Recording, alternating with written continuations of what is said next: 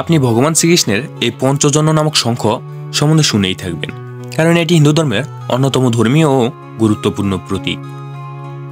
মহাভারতের যুদ্ধের সময় পঞ্চজন্য শঙ্খ একটি গুরুত্বপূর্ণ ভূমিকা পালন করে। কুরুক্ষেত্রের যুদ্ধে শ্রীকৃষ্ণ এই শঙ্খ বাজিয়ে যুদ্ধের ঘোষণা করেছিলেন। মহাভারতে উল্লেখিত আছে যে শ্রীকৃষ্ণ যখন এই শঙ্খ বাজাতেন তখন তার শব্দ সমগ্র মহারণ্য কাঁপিয়ে দিত এবং শত্রুদের মধ্যে ভীতির সঞ্চার করত। হিন্দু ধর্মাবলম্বীদের মতে বিশ্বাস করা হয় যে শঙ্খের শব্দ সমস্ত রকম নেতিবাচক শক্তিকে দূর করে ইতিবাচক শক্তির বৃদ্ধি করে। পঞ্চজন্য শঙ্খের উৎপত্তি সম্পর্কে কাহিনী মহাভারত এবং অন্যান্য পুরাণে বর্ণিত আছে। প্রধান কাহিনী অনুযায়ী শঙ্খটি দানব পঞ্চজনের দেহ থেকে তৈরি করা হয়েছিল।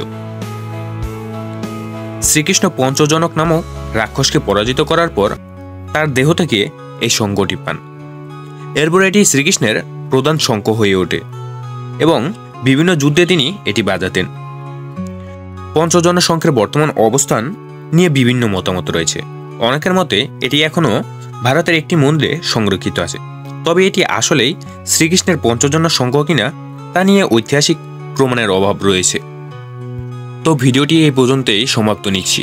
ভিডিওটি ভালো লাগলে লাইক, কমেন্ট, শেয়ার এবং সাবস্ক্রাইব করবেন এবং আমাদের ভিডিওর নতুন আপডেট পেতে সাবস্ক্রাইব করে পাশে থাকা বেল আইকনটি অন করে দিবেন।